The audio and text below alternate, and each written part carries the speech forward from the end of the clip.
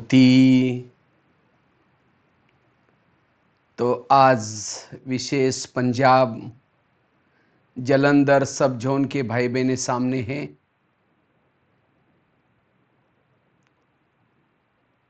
और आज का बहुत सुंदर विषय है अंतिम परीक्षाओं में पास होने का पुरुषार्थ। इससे पहले भी हम लोगों ने चर्चा की थी अपनी स्थिति को शक्तिशाली बनाने का पुरुषार्थ। तो आज है अंतिम परीक्षाओं में पास होने का पुरुषार्थ।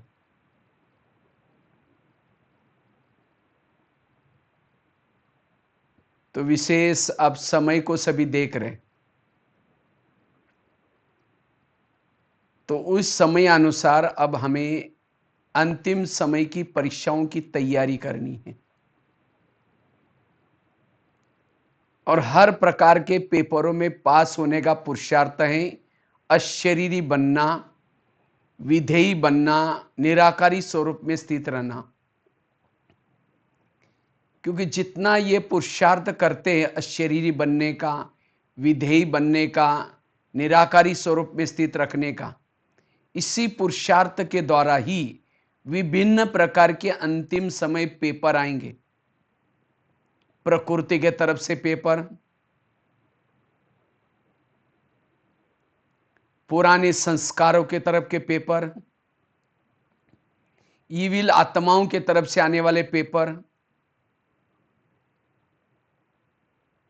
इन सभी तमाम पेपरों में अगर हमें पास होना है, उसके लिए विधेयी स्वरूप में रहना, निराकारी स्वरूप में टिकना, अशरीरी स्थिति का अभ्यास, बहुत काल का अभ्यास चाहिए।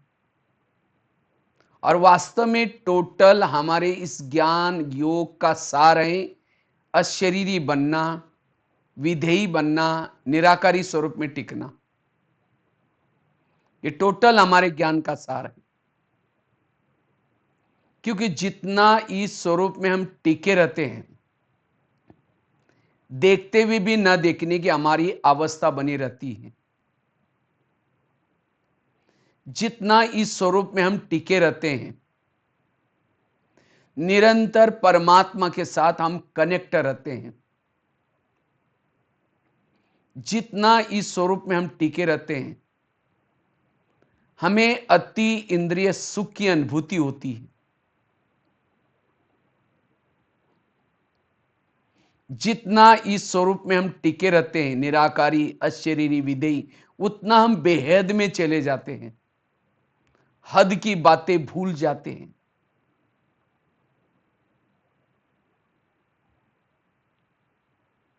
इसलिए बाबा हर मुरली में, मुझे लगता है कोई भी मुरली उठाओ, हर मुरली में बाबा कहते बच्चे आत्मा समझो, आत्म अभिमानी बनो, आत्मा समझ करके फिर मुझे याद करो। क्योंकि हम जब आए थे उस स्वरूप में आए थे, बीच में हम विस्तार में चले गए, अब लास्ट में हमारा वही स्वरूप। जिस दिन सेंटर पर हम आते हैं, पहला लेसन यही सीखा था। बीच का भी ज्ञान इस स्वरूप में टिकाने के लिए, चाहे ड्रामा का ज्ञान, चाहे कर्मों का ज्ञान, चाहे जो हुआ अच्छा, ये सारा ज्ञान है इस अशरीरी स्थिति में रखने के लिए, विधेयी स्वरूप में टिकाने के लिए। जितना जितना हम इस स्वरूप में टिके रहते हैं, हमने जो जन्म जन्मांतर के विकर्म किए हैं, भूले की हैं, उस विकर्म को हम कब कर सकेंगे?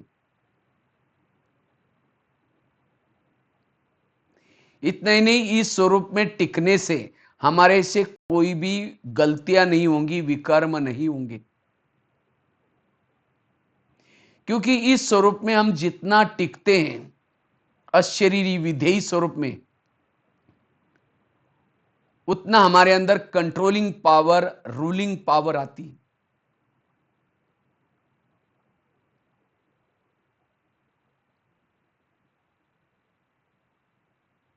जितना इस स्वरूप में हम टिके रहते हैं, उतना हमारे द्वारा वायुमंडल शुद्ध बनने की सेवा होती रहेगी। कृष्ण अर्जुन को कहता है, हे अर्जुन, अब तुम सूर्य बनो, सूर्य। तो अभी भी हमें समय अनुसार वो सूर्य वाली स्थिति, निराकारी अशरीरी स्थिति जरूरत है। जितना हम इस सूर्य वाली स्थिति में रहेंगे,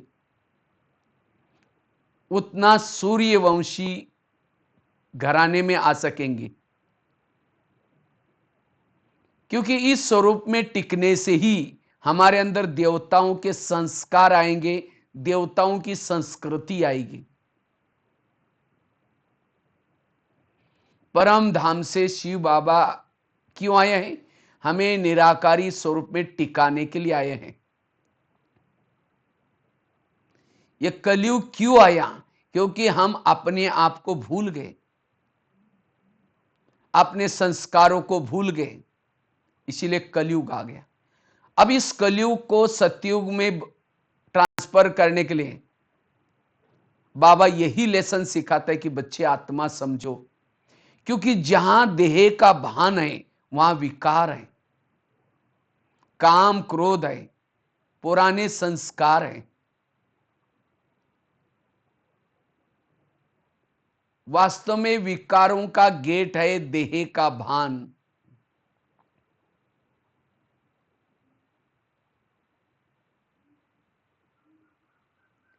इसलिए जितना जितना हम इस स्वरूप में टिके रहेंगे, उतना विकारों से बच सकते हैं।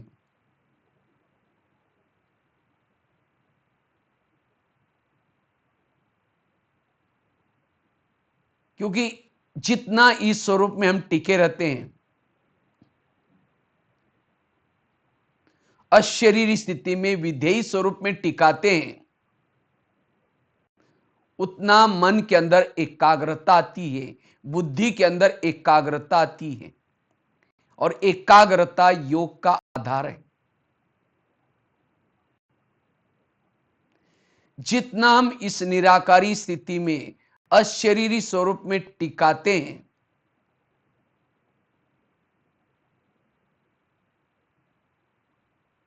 जैसे कहा, एक तो वायुमंडल शुद्ध हो जाता है, भूलें नहीं होती, पुराने संस्कार हमारे पर अटैक नहीं करेंगे। जैसे राम और रावण का युद्ध चलता है, राम रावण का एक सिर काटता है, फिर दूसरा काटता है, रावण नहीं मरता। विभीषण आकर के कहता है कि ऐसा नहीं मरेगा, उसके नाभि में तीर लगाओ।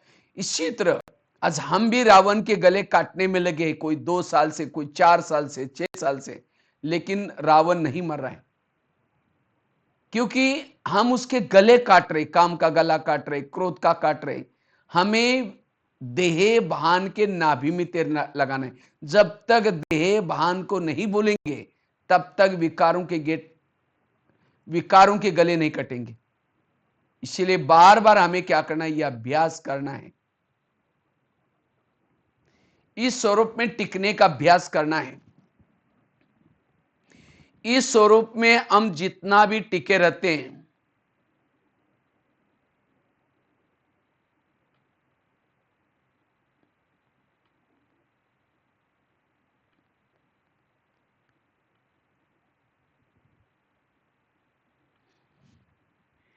जितना हम इस निराकारी स्थिति में, अशरीरी स्थिति में रहते हैं, जैसे कहा, उससे हमें अति इंद्रिय सुख मिलता है। और जिनको अति इंद्रिय सुख मिलता है, उसकी बुद्धि कहीं भी अटकेगी नहीं, लटकेगी नहीं, चटकेगी नहीं और भटकेगी नहीं।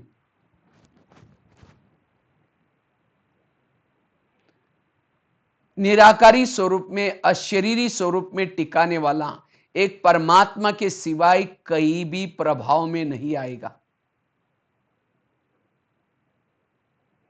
हम बार बार संस्कारों के प्रभाव में आते हैं, विकारों के प्रभाव में आते हैं। क्यों? देह भान में रहते हैं।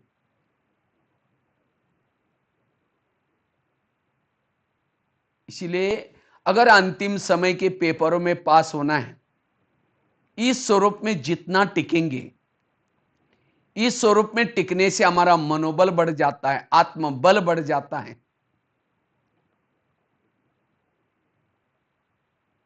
और अंतिम समय के पेपर कोई लंबे चौड़े समय के नहीं होंगे, सेकंड के पेपर होंगे। और उस सेकंड के पेपरों में पास होने के लिए यह स्वरूप चाहिए।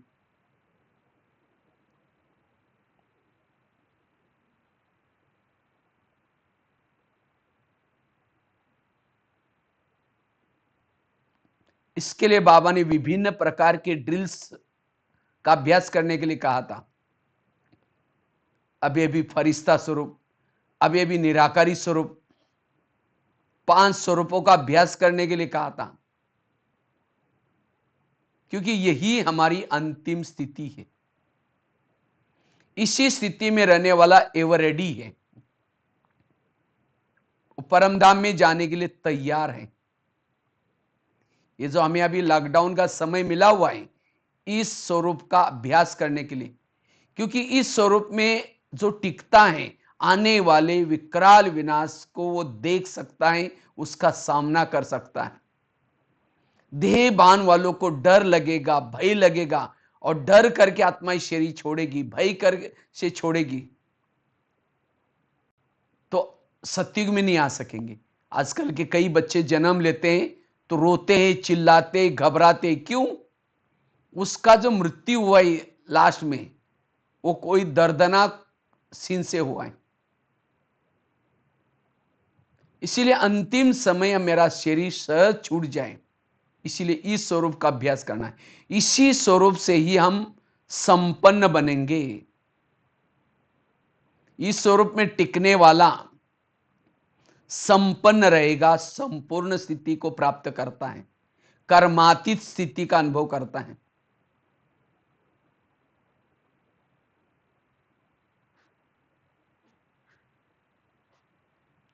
क्योंकि इस स्थिति में रहने वाला निरंतर बाबा के साथ कनेक्ट रहता है। उसके दिल से गीत निकलेगा, पाना था सो पा लिया, मुझे कुछ नहीं चाहिए।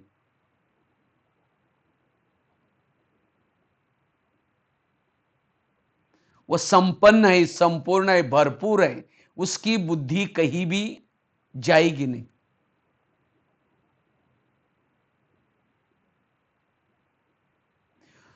इस स्वरूप में टिकने से हमारी निरंतर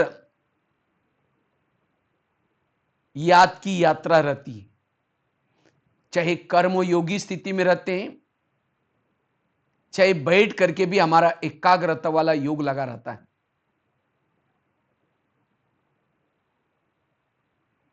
जितना जितना इस स्वरूप में हम टिके रहते हैं, वाणी में बल आएगा, वाइब्रेशन अच्छा फैलेंगे। इसलिए बार बार यही अभ्यास करना है।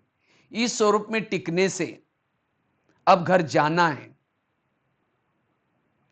समय समाप्त होने वाला है, ये सब हमें याद रहता है।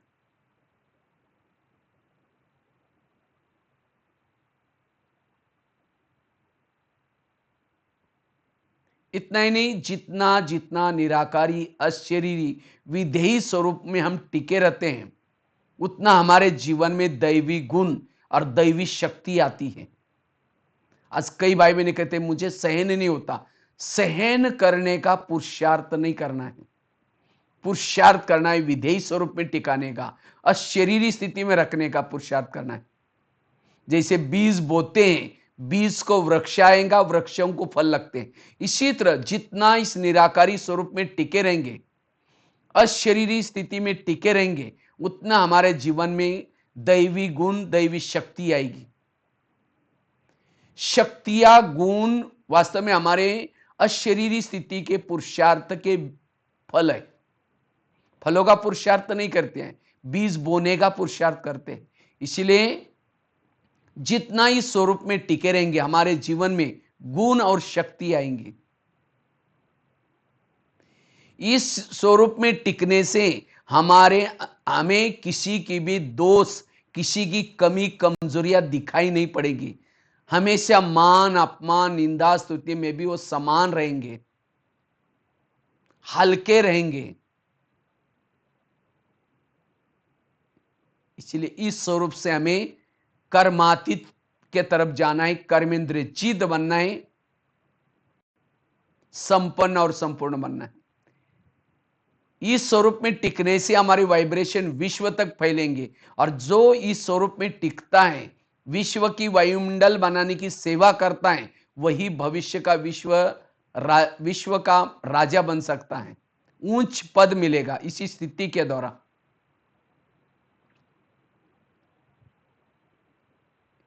इस स्वरूप में टिकने वालों को सत्युग में जाने का भी दिल नहीं करेगा। ये जो संगम युग है, डायमंड युग है, सतयुग है गोल्डन युग। उस डायमंड युग का अनुभव करने के लिए, हर पल सफल करने के लिए इस स्वरूप में टिकना है, अशरीरी स्थिति में, विधेयी स्वरूप में। वास्तव में जो देह के भान में रहता है, उसको जीवन में समस्या ही समस्या दिखती है, प्रॉब्लम ही प्रॉब्लम दिखते हैं। लेकिन निराकारी स्वरूप में, अशरीरी स्थिति के स्वरूप में जो टिकता है, वो पहाड़ की समान समस्या को भी, तूफान को भी तोहफा बना देगा। उसके जीवन के विघ्न और समस्या उसको और ही आगे बढ़ाएंगे। कब? जब निराकारी अशरीरी स्वरूप में टिकेंगे।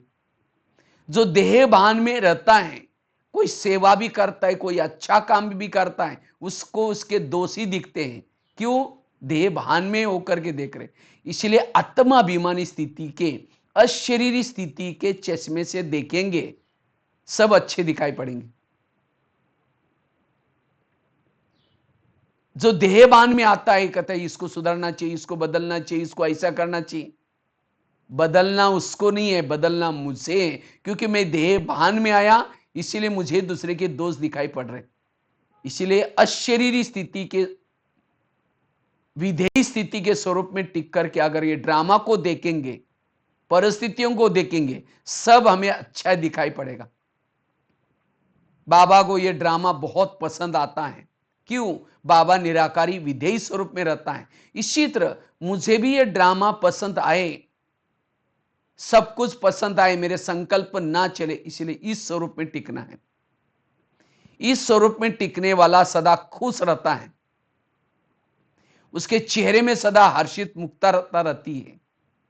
वो तनाव, चिंता, भय, विरत, इन सब से मुक्त है। जो इस स्वरूप में टिका रहता है, वही जीवन मुक्ति में उच्च पद प्राप्त करता है।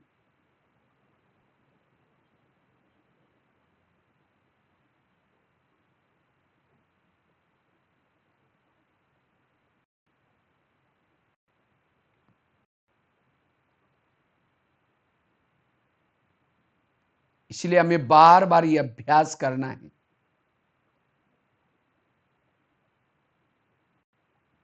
इस स्वरूप में टिकने का।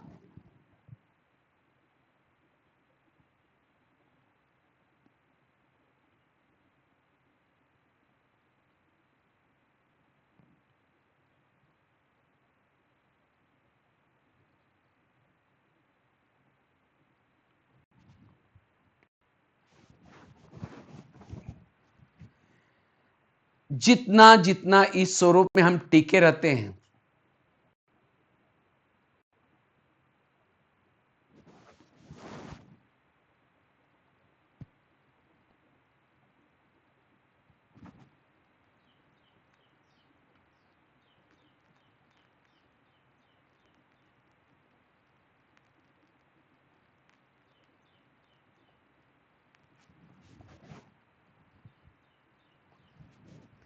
जितना इस स्वरूप में हम टिके रहते हैं,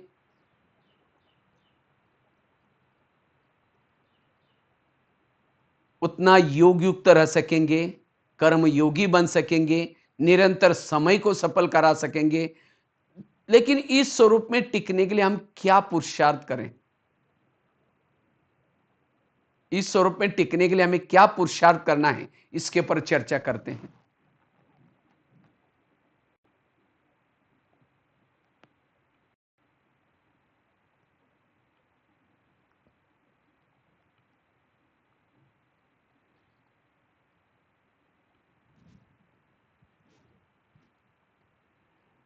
अगर मुझे निराकारी स्वरूप में टिकना है,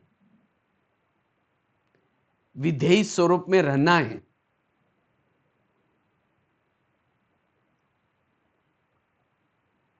उसके लिए हम क्या पुरुषार्थ करें?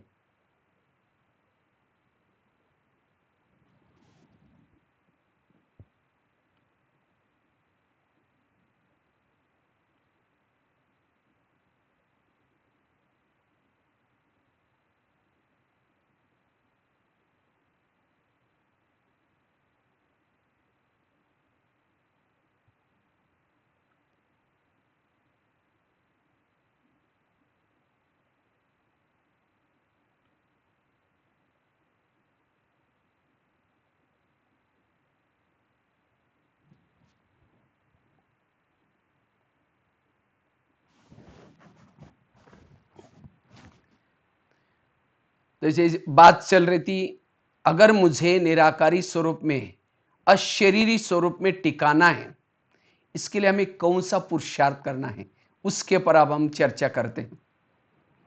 अगर मुझे निराकारी स्थिति में, अशरीरी स्थिति का, ये अंतिम समय का पुरुषार्थ करना है, उसके लिए सबसे पहली बात है, जितना जितना हम पवित्रता को अपनाते हैं, पवित्रता जितनी हमारी मनसा वाचा कर्मना अच्छी है, उतना ही हमारा नेचुरल स्वरूप बना रहेगा, उतना हम निराकारी स्वरूप में, अशरीरी स्थिति में, विधेयी स्वरूप में टिक सकेंगे। क्यों? पवित्रता और निराकारी स्थिति, इसका कनेक्शन क्या है? जैसे पहले जमाने में एक दिया आता था, दिया, दिए में केरोसिन डालते थे, माचिस लगा, उसकी फ्लेम जलते थे और उसी से कारोबार चलता था। लाइट नहीं रहती थी गांवों में पहले।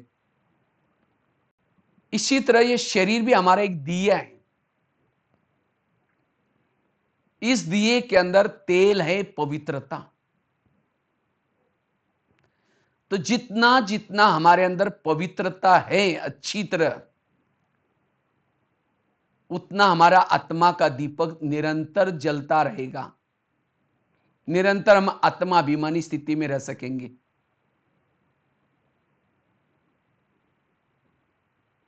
इसीलिए बाबा ने यहां आने वालों को सबको कहा कि तुम्हें पवित्र जरूर रहना है, क्योंकि पवित्रता के बिना आत्मा की फ्लेम, आत्माभिमानी स्थिति हो ही नहीं सकती। इसीलिए जितना पवित्रता का पालन करेंगे, और केवल पवित्र रहने से नहीं चलेगा। जैसे दिए के अंदर तेल है लेकिन बीच में बाती नहीं है, माचिस लगाओ फ्लेम नहीं जलेगी, क्योंकि फ्लेम का भोजन है केरोसिन। इसी तरह योगी मतलब एक दिया है। अगर चारों तरफ शरीर के बैकग्राउंड बनाएंगे, एक दिए का आकार आता है, और इस दिए के अंदर तेल है पवित्रता, और स्मृति है बाती। जितना हम स्मृति में रहेंगे, जितना मन बुद्धि ऊपर परमात्मा की तरफ लगाएंगे, उतनी हमारी पवित्रता की ऊर्जा ऊपर चलेगी। जैसे बाती का काम क्या होता है? केरोसिन को फ्लेम तक पहुंचाना। इसी तरह जितना हम परमात्मा की स्मृति में रहेंगे, मन बुद्धि ऊपर लगाएंगे, उतनी पवित्रता की ऊर्जा ऊपर चलेगी, और इससे आत्मा का दीपक जल सकता है, निरंतर आत्मिक स्थिति रह सकती है।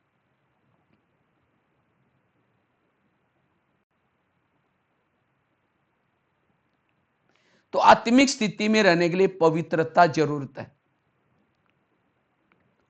लेकिन वर्तमान समय माया ने कुछ ऐसे ऐसे साधन बनाए हैं, और उस साधनों के माध्यम से पवित्रता खंडित कर रहे हैं। लेकिन पवित्रता हमारा ज्ञान और योग का आधार है। अगर हमारी पवित्रता कम हो गई, सुख शांति, आज भी बाबा की मुरली पवित्रता के ऊपर थी। पवित्रता सुख शांति की जननी है।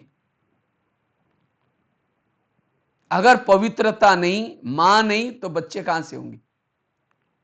इसलिए कुछ भी हो जाए, हमें पवित्रता की भीषम प्रतिज्ञा, दृढ़ प्रतिज्ञा करनी है। कोई भी माया की चाल हमारी पवित्रता को भंग ना करे, और जितनी पवित्रता को मेंटेन करेंगे, उतना हमारी निराकारी स्थिति, विधेय स्थिति, अशरीरी स्थिति नेचुरल बन जाएगी, पवित्रता के धारणा के आधार से। एक होता है 0 का बल्ब, दूसरा होता है 40 का बल्ब, 60 का होता है, 100 का होता है, 120 का होता है। तो चेक करो मेरा आत्मा का बल्ब कितना वोल्ट का है। हम जब योग में बैठते हैं, मेरी लाइट विश्व तक पहुंचती है, विश्व के राजा बनेंगे। सत्युग की जो सगाई की सिस्टम है वो भी आत्मा के ओरे के अनुसार, आत्मा का ओरा जितना है उतना वो संस्कार बनेंगे। आजकल ओरे को नहीं देखते, अब किसी का ओरा कम है, किसी का ज्यादा है, तो आपस में संस्कारों में मिलन नहीं होगा। इसलिए पवित्रता की धारणा को पक्का करना है, और जितनी पवित्रता पक्की करेंगे, कहने की जरूरत नहीं मैं आत्मा हूं, ऑटोमेटिकली आत्मिक दीपक सदा जलता रहेगा। और जिसका आत्मा का दीपक जलता है ब्रुकुटी में, उसको सत्युग में वजीर रखने की भी जरूरत नहीं। वो जो भी करेगा एक्यूरेट करेगा, जो भी देखेगा, जो भी कुछ करेगा। जब आत्मा का दीपक बुझ जाता है तब प्रॉब्लम आते हैं। जैसे पहले जमाने में गांव गांव में बहुत सारे कहते भूत रहते थे, लेकिन आजकल भूतों का नाम निशान खत्म हो गया। क्यों? लाइट हो गई। इसी तरह विकारूपी भूत भी वहां रहते हैं जहां आत्मा की लाइट बुझी रहती है, जहां देह का भान है।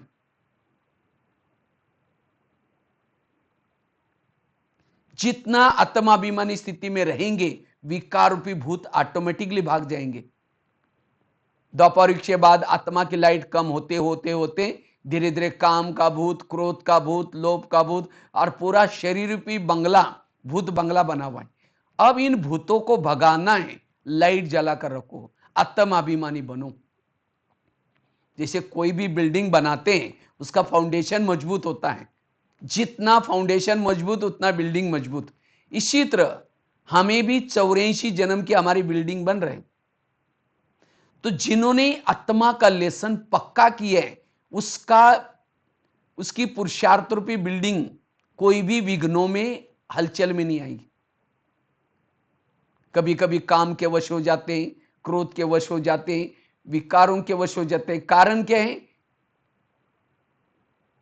आत्माभिमानी स्थिति का फाउंडेशन पक्का नहीं है। इसलिए जितना आत्मा का फाउंडेशन पक्का करेंगे, उतना विघ्नों में हम पास हो सकेंगे।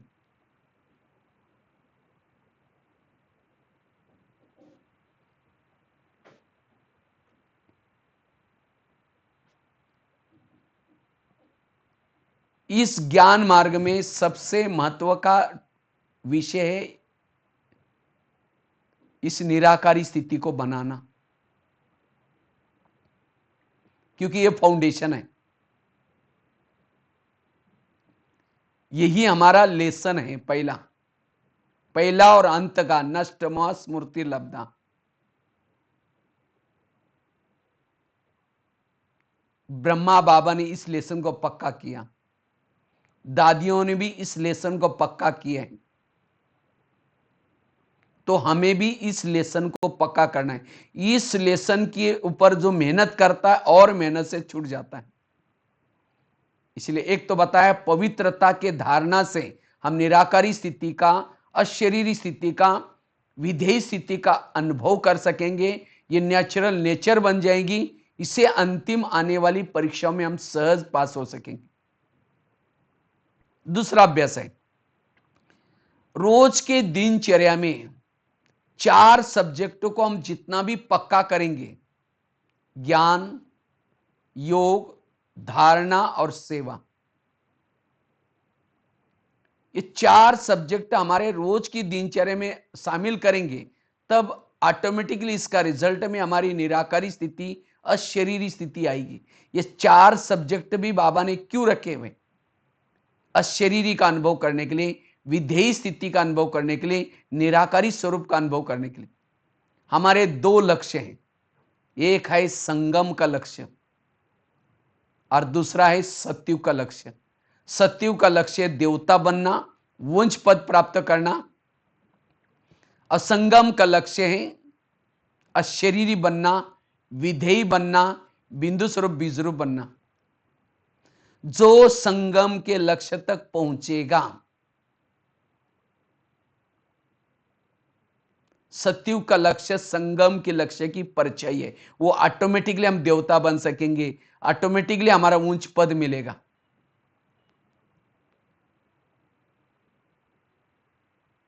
इसीलिए हमें इसकी मेहनत करनी, निराकारी स्वरूप में टिकाने की।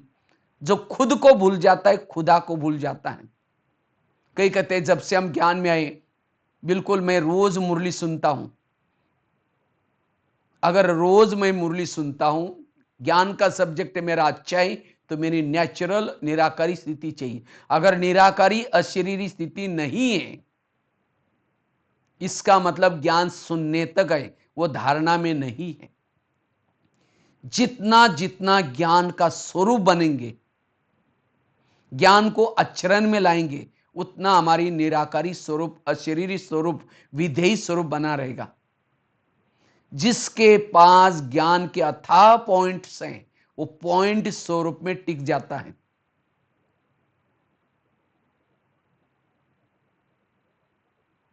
कई कहते हैं जब से मैं ज्ञान में आया हूं, बिल्कुल रोज योग करता हूं, मेरा योग का सब्जेक्ट बहुत अच्छा है। जिसका योग का सब्जेक्ट अच्छा है, योग लगाता है, उसका रिजल्ट में निराकारी स्थिति, अशरीरी स्थिति चाहिए। अगर योग लगाने के बाद फिर भी मेरी निराकारी स्थिति नहीं रहती, अशरीरी स्थिति में नहीं रहती, इसका मतलब योग केवल शरीर बैठता है, मन बुद्धि बाबा के पास नहीं जाती, वो यथार्थ योग नहीं।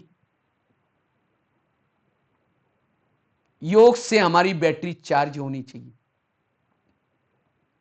ध्यान में बैठने के बाद अगर मेरा ध्यान इधर उधर भटकता है, अशरीरी स्थिति नहीं बनेगी, विधेयी स्थिति नहीं बनेगी। योग का प्रैक्टिकल स्वरूप है निराकारी अस्वरूप बनना, विधेयी स्वरूप बनना, जिसको ही कहते हैं बाप समान। बाबा सबका प्यारा क्यों है? शिव बाबा सबका प्यारा है, क्यों? वो निराकारी स्वरूप में टिका रहता है, वो विधेयी स्वरूप में रहता है। इसीलिए बाबा दया का सागर है, शांति का सागर है, आनंद का सागर है, शक्ति का सागर है। क्यों? निराकारी स्वरूप में रहते हैं। इसी तरह जितना हम इस स्वरूप में टिके रहेंगे, क्षमा करेंगे, दया करेंगे, आपके ऊपर भी उपकार करेंगे, जो बाबा के गुण है वो हमारे अंदर आएंगे। कब? जब निराकारी स्वरूप में, अशरीरी स्वरूप में टिकेंगे तब।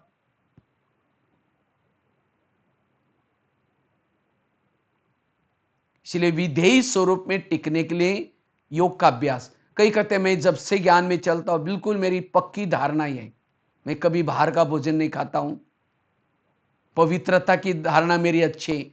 धारणा का प्रैक्टिकल स्वरूप है अशरीरी स्वरूप में निरंतर रहना, विधेयी स्वरूप में निरंतर रहना। अगर इस स्वरूप में नहीं है, धारणा केवल दिखावटी है, एक्चुअली धारणा नहीं है।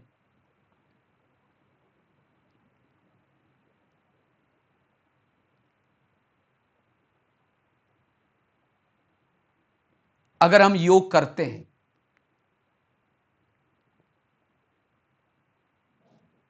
योग भी क्यों करते हैं? विधेयी स्वरूप में।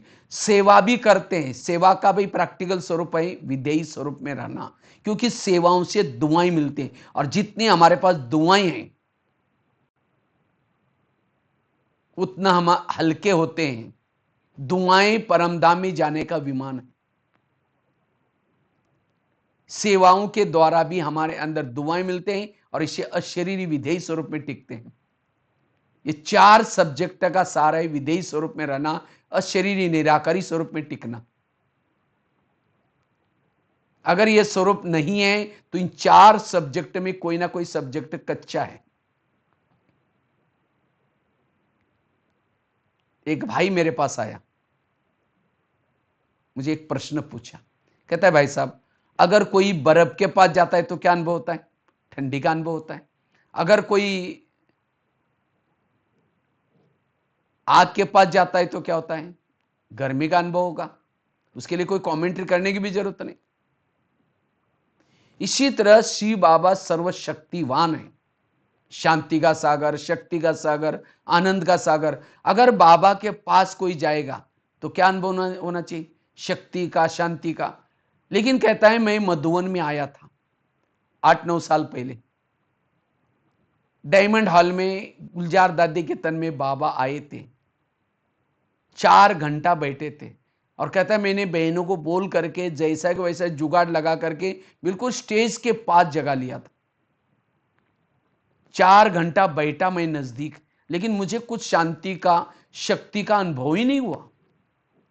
उसको थोड़ा बाबा के लिए डाउट हुआ, तो मैंने उसको एक छोटी सी बात बताई। हमने कहा अगर कोई बड़ा सा चुंबक है, उस चुंबक के सामने कोई लोहे के टुकड़े डालेंगे तो क्या हो जाएगा? फटाफट खींच लेगा। इसका मतलब चुंबक बहुत पावरफुल है। लेकिन कुछ लोहे के टुकड़ों को कपड़े के बड़े के थान के अंदर, बड़े कपड़े के अंदर लपेट लपेट लपेट करके डालेंगे तो खींचेगा? हिलेगा भी नहीं। इसका मतलब चुंबक खराब है? चुंबक अच्छा है, लेकिन उस लोहे के टुकड़ों को हमने क्या किया है? कपड़े के अंदर लपेट लपेट लपेट करके फिर डाला है, इसीलिए हिल भी नहीं रहा है। इसी तरह बाबा भी एक चुंबक है, सर्वशक्तिवान है। अगर बाबा के सामने देह भान के कपड़े के अंदर लपेट करके बैठेंगे, अनुभव नहीं होगा। इसीलिए मधुवन में जो बाबा मिलन में लोग आते थे पहले, उनके लिए कुछ नियम धारणाएं रहती थी। वो 1 साल तक ज्ञान में चलता है, पवित्रता की धारणा की है, शुद्ध भोजन खाता है, रेगुलर ज्ञान योग करता है, नियम संयम का पालन करता है, तभी मधुवन में लाते थे। क्योंकि 1 साल वो रोज जाएगा सेंटर पर, मुरली सुनेगा, शुद्ध भोजन खाएगा, अमृत वाला उठेगा, पवित्रता की पालना करेगा, तो थोड़ी आत्मिक स्थिति बन जाएगी। और आत्मिक स्थिति वाला जब यहां आता है, उसको ही परमात्मा की नजर आई, परमात्मा नजर आएगा। उसकी ही आत्मा अभिमानी वाला ही परमात्मा ने अनुभूति कर सकता है। इसीलिए बाबा कहते बच्चे, ये आत्मा का पाठ पक्का करके आत्माभिमानी होकर के मेरे सामने बैठो। एक बार मधुवन में डायमंड हॉल में बाबा आया था और मैं डायमंड हॉल में नीचे ही बैठा था पट पर। मुझे बैठने का स्थान माताओं के साइड पर मिला था। तो गुलजार दादी के तन में बाबा आए थे, आधी मुरली हो चुकी थी। तो एक माताजी दूसरी माताजी को कहते ये बाबा जी कब आएंगे? तो दूसरी माताजी कहते माताजी उठ के जाएंगे तब तो आएंगे। माना बाबा आया था, मुरली चल रही थी, लेकिन उन माताओं को समझ में नहीं आया कुछ।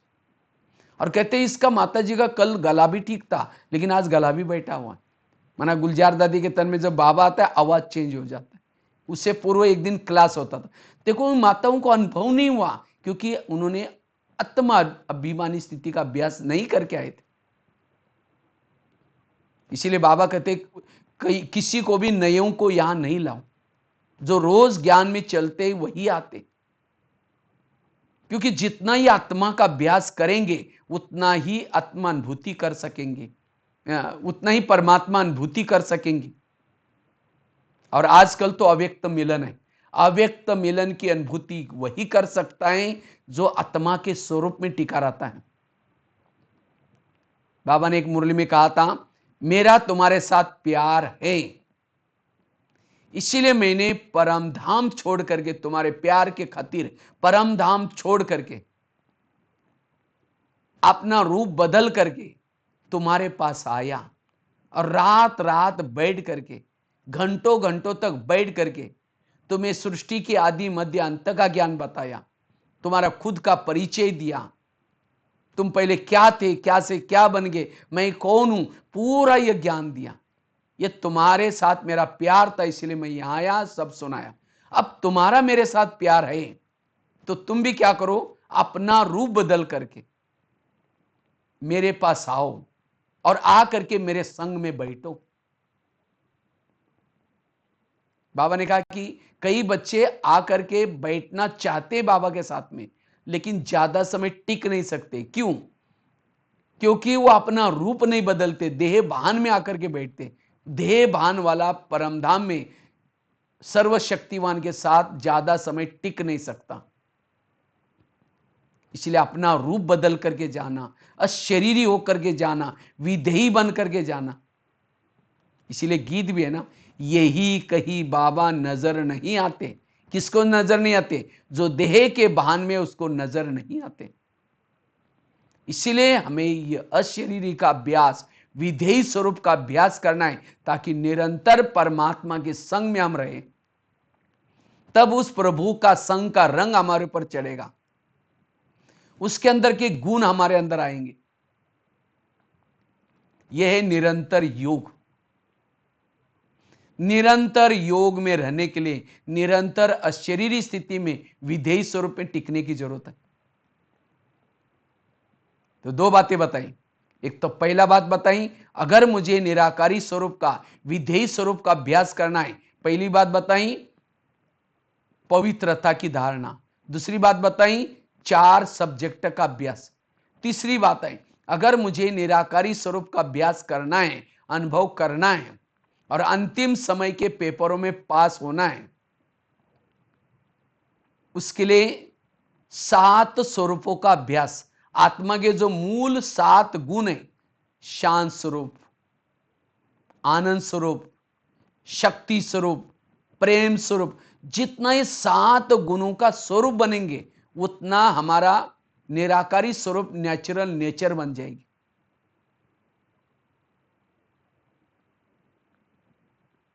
ये 7, जिसको ही बाबा कहते बच्चे सत्तो प्रधान बनो, ये 7 गुणों में जितना प्रधान बनेंगे, उतना बाकी सारी गुण शक्ति आएगी, हम संपन्न और संपूर्ण बन जाएंगे। ये 7 गुणों की कमी, यही हमारा देह का भान है।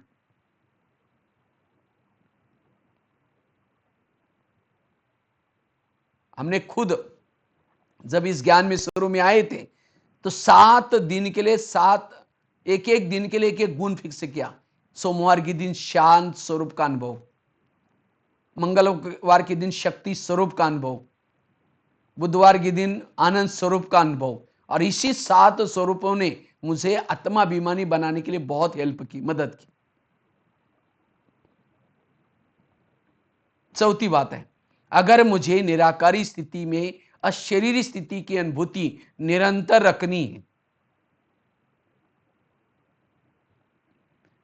उसके लिए जितना निरहंकारी होकर के रहेंगे, निरहंकारी, उतना हमारी निराकारी स्थिति ऑटोमेटिकली बन जाएगी।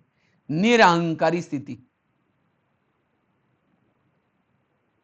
दादी जानकी जी हमें 2 मंत्र पक्का करती थी हमेशा, मैं कौन और मेरा कौन।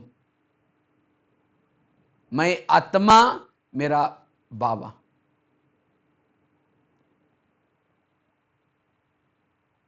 दीदी भी हमेशा कहती थी, मर मर मर, झुक झुक झुक, सीख सीख सीख। जीवन में मरना सीखो, झुकना सीखो, सीखना सीखो। कौन कर सकता है? जो निरहंकारी है।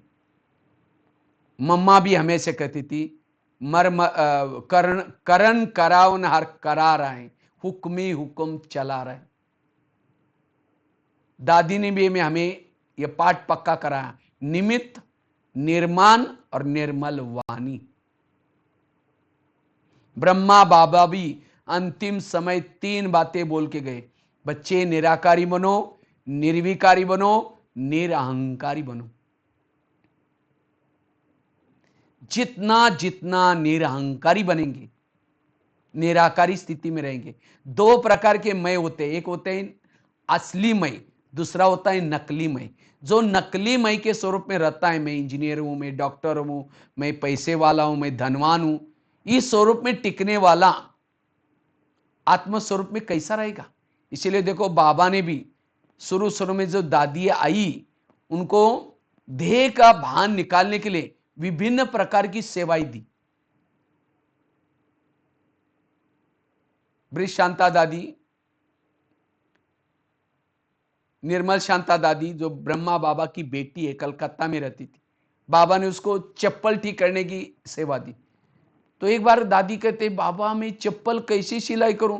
कहते एक मोची जितनी अक्ल नहीं, तुम विश्व के राजा ही कैसी लोगी?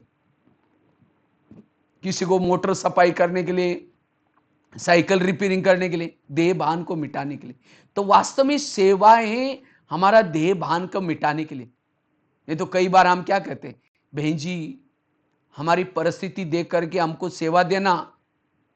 अगर हम घर में सेंटर पर आकर के झाड़ू पोछा करेंगे और हमें कोई देखेगा तो कहेगा, अरे इतनी बड़ी माता जी इतने बड़े घर की और यहाँ झाड़ू लगा रहे हैं। इसीलिए थोड़ा हमारा ये भी देहभान है। इसलिए कोई भी प्रकार का अभिमान ना हो। अभिमान वाला कभी भी निराकारी स्वरूप में टिक नहीं सकता। मैं प्रकार का मुझे पूछा ही नहीं, मुझे बिना पूछे किया, ये पूछ की पूछ। जिसको ये मैंपन की पूछ है वो सतयुग में नहीं आएगा, त्रेता युग में जाएगा। क्योंकि त्रेता में जितने राम के भगत हैं पीछे से पूछ है। सतयुग के कोई भी भक्तों को पूछ नहीं है। सतयुग में जो भी गोप गोपी गए किसी को पूछ नहीं, निरहंकारी वाली है। तो कौन सी युग में आना है? अगर मुझे सतयुग में आना है, मैंपन को छोड़ना है। जो नकली मई के स्वरूप में टिकता है उस अनुसार जब चलेंगे और किसी ने सम्मान नहीं दिया, पूछा नहीं, तो फीलिंग आएगी। इसलिए निरहंकारी उतना अभिमान आने से संकल्प विकल्प ज्यादा चलते हैं, और जिसके संकल्प विकल्प ज्यादा चलते हैं वो निराकारी स्वरूप में टिक नहीं सकता। इसलिए अगर मुझे निराकारी स्वरूप में टिकना है, अशरीरी बनना है, निरहंकारी होकर के रहो। वास्तव में हमारे पास जो कलाएं हैं, विशेषताएं हैं, गुण हैं, ये प्रभु की देन है। मेरा कुछ भी नहीं है। हम तो एक कठपुतली हैं। जैसे कठपुतली को डांस कराते हैं, खासतौर राजस्थान में ज्यादा होता है। एक पर्दा होता है, पर्दे के पीछे कोई व्यक्ति बैठता है और वो महीन धागे बांधता है वो कठपुतली के साथ, और उंगलियों से वो पर्दे के पीछे से नचाता है। जब कठपुतली का डांस देकर के कोई तालियां बजाए, वाह कितनी अच्छी कर रहे हैं, खींचने वाला कहेगा अच्छा कर ले, वो खींचेगा नहीं तो वही लटक जाएगी। इसी तरह हम सभी भी कठपुतली हैं। उस परम धाम में पर्दे के पीछे बाबा बैठा है और वहां से हमारे से सेवा करा रहा है, कार्य करा रहा है, भाषण करा रहे हैं। लेकिन जब हमारी वाहवाह होती है हम अकड़ जाते हैं, मैंने बहुत अच्छा भाषण किया, मैंने बहुत अच्छा किया। कहेगा ठीक है अगले बार तुम ही कर लेना। अगर वो खींचेंगे नहीं तो हम लटक जाएंगे। इसलिए कोई भी कार्य कराया, कोई भी सेवा कराई, बाबा ने कराया, बाबा कराता है, बाबा बाबा कहो, मैं ही नहीं। ये मैंपन देह भान है। इसलिए मैं आत्मा हूं, मेरा बैकबोन बाबा है। अगर बाबा मेरे साथ में ना होता हम कुछ नहीं कर सकते। हमने खुद मेरे अपने जीवन की बातों से देखा। मेरा लौकिक जन्म महाराष्ट्र में एक साधारण परिवार में हुआ। 11 साल स्कूल भी नहीं गए थे। 11 साल के बाद स्कूल में गए। टीचर ने कहा पहले क्यों नहीं आया? हमने कहा सर मुझे पता नहीं। कहा कि क्योंकि हमारे घर में पढ़े लिखे थे नहीं और खेती बाड़ी में रहते थे। तो दूसरे दिन बुलाया और 5वीं कक्षा में बिठाया। कहा कि पहली को सुनाएंगे तो भी सुन लेना, दूसरे को सुना। रोज जब जाना शुरू किया घर वालों ने मना किया, अपने पैसा नहीं जाना। मैंने कहा मैं बिना पैसे का पढ़ूंगा, ऐसे जाना तो बोले जाओ। 1 साल के बाद 6वीं में, फिर 7वीं में, 7वीं कक्षा की बोर्ड की परीक्षा थी। तो टीचर ने कहा तुम डायरी पेन नहीं लाते कल से स्कूल में नहीं। अब सोचे क्या करेंगे। तो मैं क्या करता था, रद्दी से पुरानी डायरी लाता था और उस लिखे हुए पन्ने को पानी से धुलाई करता था, धूप में सुखा करके फिर लिखता था। ऐसी करके पढ़ाई करा था। 7वीं 8वीं पहनने के लिए कपड़े भी ठीक नहीं थे, फटा हुआ कुर्ता पहन करके ऐसा करके बैठता था। जब 9वीं कक्षा में गए उसी रद्दी में एक ब्रह्मा कुमारी का किताब मिला और इस किताब में कैसे संगम युग चल रहा है, वर्तमान समय परमात्मा आया है, सतयुग आने वाला है, जो इस ज्ञान योग को करेगा वो सतयुग में जाएगा। तो मेरा उसके ऊपर विश्वास हुआ। तो मैंने और किताबें मंगवाई, पत्र लिख करके करस्पॉन्डेंट कोर्स से कोर्स किया। और इस तरह से ज्ञान योग का अभ्यास करने लगे। 2 साल ऐसा ही किया। 2 साल के बाद जब बड़े शहर में गए थे ITI का कोर्स करने के लिए, तो वहां एक ब्रह्मा कुमारी की गीता पाठशाला मिली। तो मैं पहली दिन उस गीता पाठशाला में गया था। वहां मुरली चल रही थी। जब मुरली चल रही थी, पूरी मुरली आत्मा के ऊपर थी। बच्चे आत्मा समझो, आत्माभिमानी बनो। तो मुरली सुनकर के मैं जब बाहर आया तो मुझे लगा यहाँ का मूल लेसन है आत्मा का। तो मैंने बाहर जाकर के अपने हाथ पर लिख दिया, मैं आत्मा हूं। और यहां भी ये लिखा हुआ, मैं आत्मा हूं। और हमने कुछ नहीं, इस ज्ञान मार्ग में चलते हुए यह अभ्यास को पक्का किया। हर घंटे में चार्ट लिखता था। जब मैं शुरू में गीता पाठशाला में जाता था तो वहां की बहनें बोलती थी, बेचारा गरीब बच्चा भी रोज आता है, पता नहीं सतयुग में आएगा नहीं आएगा। क्योंकि मैं 2 शब्द भी किसी को सुना नहीं सकता था। ना कुछ गांव से आया था, डरा रहता था, ना कुछ सेवा भी ज्यादा करता था। लेकिन बस योग के ऊपर ज्यादा ध्यान रहता था, आत्मा का पाठ पक्का करता रहा। और जब मुझे फिर मधुबन में 2-4 साल के बाद आना था सेवा में, तो बहनों ने कहा, अरे तुम क्या करोगे वहां, तुमको कुछ आता ही नहीं। सच मुझे कुछ भी नहीं आता था। लेकिन ड्रामा अनुसार फिर भी मधुबन में पहुंच गए। मधुबन में 2 साल रहे, वहां से दिल्ली गए। दिल्ली के बाद फिर वापिस मधुबन में आए। आज 2-2 साल के लिए मेरे प्रोग्राम बुकिंग रहते। 9,000 स्कूलों में, 900 जेलों में कार्यक्रम किया होगा। इंडिया बुक ऑफ रिकॉर्ड में नाम दर्ज किया होगा।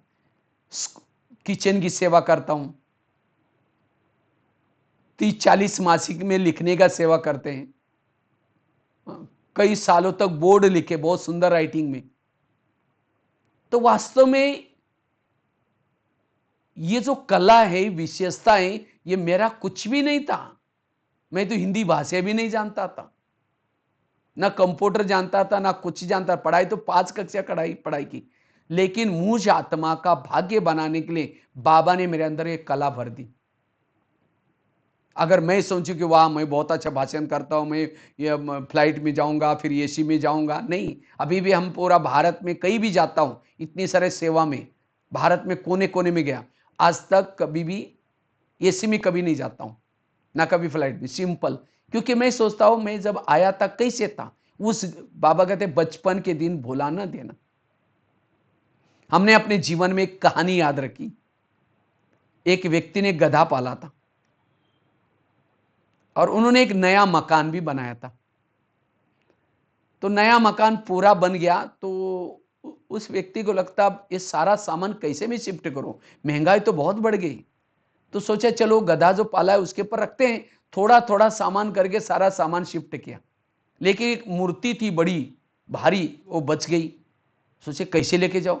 सोचा चलो कोई बात नहीं, गधे पर रख देते, कौन देखेगा, कपड़ा ढक देंगे। तो कपड़ा मूर्ति के ऊपर ढाका, गधे के ऊपर वो मूर्ति रखी, लेके जाने लगा। अब गधा चलते चलते उस मूर्ति के ऊपर का कपड़ा हट गया, चेहरा दिखना शुरू हो गया। जैसा चेहरा दिखता है तो लोग क्या करते हैं, गधे को देख करके नमस्ते करना शुरू किया। जब नमस्ते करना शुरू किया, गधे को लगता है नमस्ते मुझे ही कर रहे। वास्तव में गधे को नमस्ते नहीं कर रहे थे। 2 मिनट थोड़ी लाइट गई है, फिर भी आप सुनेंगे।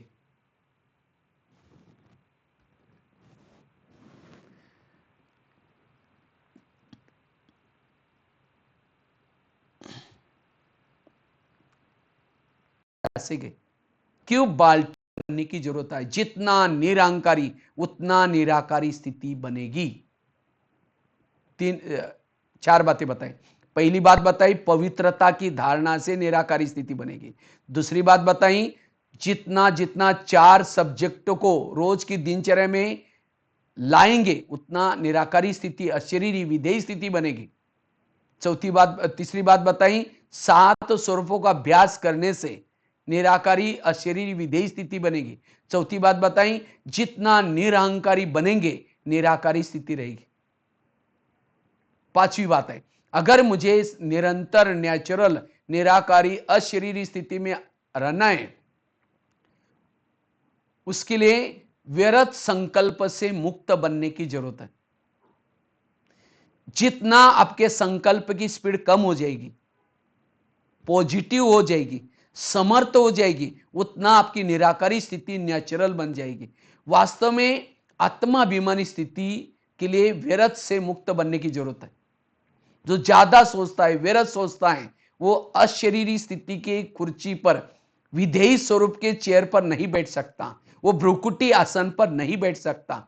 क्या हुआ, क्यों हुआ, मेरे साथ क्यों हुआ, ऐसे कैसे हुआ। इसीलिए टोटल जो बाबा ने ज्ञान सुनाया, ड्रामा का ज्ञान, कर्मों का ज्ञान, जो हुआ चा, ये सारा ज्ञान दिए मन को चुप रखने के लिए।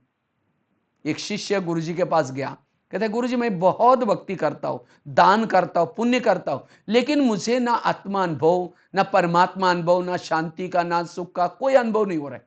क्या भगवान मेरे से रूठ गए। गुरुजी हंसने लगे, कहते बात तो सही है। कहते 3-4 दिन पहले मैं बगीचे में बैठा था, वहां 5-6 युवा आए थे, उन युवाओं को प्यास लगी थी। तो गुरुजी ने कहा सामने कुआं है, वहां बाल्टी है, रसा है, जाके पी के आ जाओ। तो 5-6 युवा वहां चले गए, बाल्टी को रस्से से बांधा, कुएं में छोड़ा, पानी खींचा, पानी कुछ नहीं मिला। दोबारा बाल्टी डाली, फिर खींचा, पानी नहीं मिला। तीसरी बार, चौथी बार, 10 बार वो बाल्टी डालते रहे, पानी नहीं मिला, छोड़ के चले गए। कुआं था, बाल्टी थी, रस्सा था, तो भी प्यासे गए। क्यों, बाल्टी को छेद थे।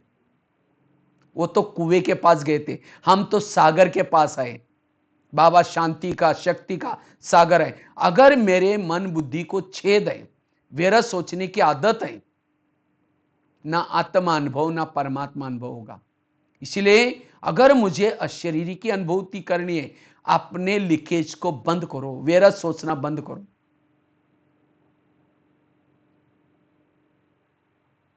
व्यर्थ के लीकेज को बंद करना। जितना समर्थ सोचेंगे, पॉजिटिव सोचेंगे, व्यर्थों से मुक्त बनेंगे, उतना अशरीरी विधेयी का अनुभव कर सकेंगे। No question, no correction, no quotation, no opposition, मन चुप। और जिनका मन चुप रहता है, जैसे आकाश के चंद्रमा को पानी में देखना है, पानी स्थिर चाहिए। परम धाम के परमात्मा को मन में देखना है, हमारा मन स्थिर चाहिए। स्वयं की आत्मा अनुभूति करने के लिए, इतना ही नहीं, दूसरों को भी आत्मा के रूप में देखने के लिए हमारा मन स्थिर चाहिए। स्थिर मन वाला ही स्वयं की आत्मा अनुभूति, दूसरों को भी आत्मा के रूप में देख सकता है। इसलिए व्यर्थों से बचना। व्यर्थों से कैसे बचे रहें, पॉजिटिव कैसे रहें, इसके लिए अगले बार जब क्लास करेंगे, 1 घंटे का क्लास है, इसके बारे में चर्चा करेंगे आगे। अभी तो मैं केवल पॉइंट सुना रहा हूं। अगर निराकारी का अनुभव करना है, विधेयी स्वरूप में टिकना है, इसके लिए ये संकल्प को कम चलाने का पुरुषार्थ करना है। लेकिन आजकल न चाहते हुए हमारे संकल्प चल रहे हैं। ये क्यों हुआ, ऐसे कैसे हुआ, मेरे साथ क्यों हुआ। विपरीत परिस्थिति में भी मन चुप रहे, और जिसका मन चुप रहता है वो हेल्दी, वेल्दी और हैप्पी रह सकता है। वो चिंता भय से मुक्त बन सकता है, आत्मानुभूति कर सकता है। इसीलिए मन को स्थिर रखना। अगर मेरा मन इतना ज्ञान होने के बाद फिर भी सोचता रहता है, इसके मतलब बाबा के ऊपर विश्वास नहीं है, ड्रामा के ऊपर विश्वास नहीं है, खुद के ऊपर विश्वास नहीं है। व्यर्थों से मुक्त बनो, 5वीं बात। 6ठी बात है, अगर मुझे निराकारी स्वरूप में, अशरीरी स्वरूप में, विधेयी स्वरूप में निरंतर टिकना है, सोमानों के अभ्यास करो। जितना जितना सोमानों में रहेंगे, उतना निराकारी स्थिति, विधेयी स्थिति ऑटोमेटिकली नेचुरल नेचर बन जाएगी। बाबा ने हमारे लिए बहुत सारे सोमान दिए हैं, और जैसे हमारे अंदर संस्कार है, वैसे हमें सोमान को यूज करना है। जैसी बीमारी होती है वैसी टैबलेट लेते हैं। सिर दर्द है, पेट दर्द की दवाई काम नहीं करेगी, सिर दर्द की दवाई काम करे। इसी तरह मेरे अंदर कौन सा संस्कार है, कौन सा विकार है, उसी स्वरूप के टैबलेट सोमान लेना है। इससे वो बीमारी, उससे वो संस्कार परिवर्तन होगा।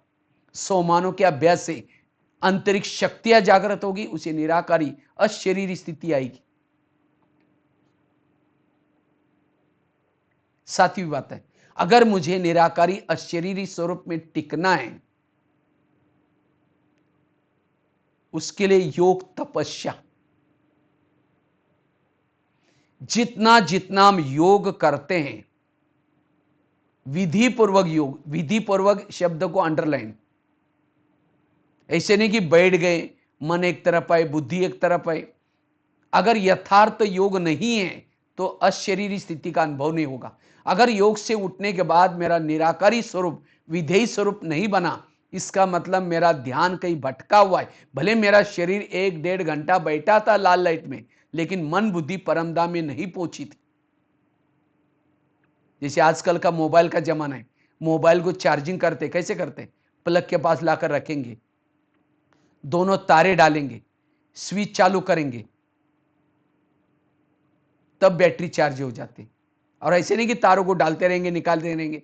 इसी तरह हमारी आत्मा बैटरी है, शरीर हमारा मोबाइल है। इसको चार्जिंग बैटरी को करना है। जब योग में बैठेंगे, मन बुद्धि की तार को परमधाम में बाबा के साथ ज्वाइन करो।